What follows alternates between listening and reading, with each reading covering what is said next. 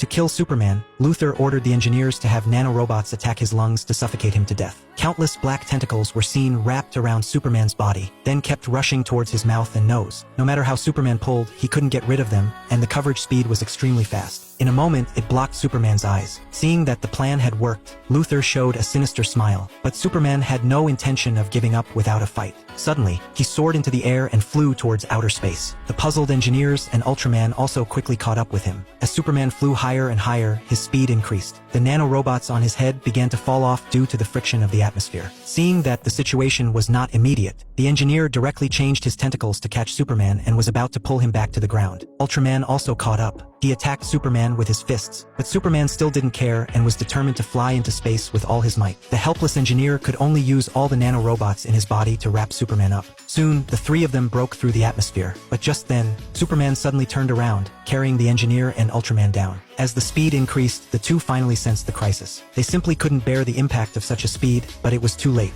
With a loud bang, they smashed through the cement directly and fell into the ground. Luthor immediately called on the drone to scan the area below and found that although the engineer still had a heartbeat, he had lost consciousness. Superman crawled out of the ruins. He desperately pulled the nanorobot out of his lungs and finally managed to catch his breath. At the same time, Ultraman also climbed out, but when he took off the smashed hood, Superman was so shocked that he froze on the spot, because the other person has the exact same face as oneself.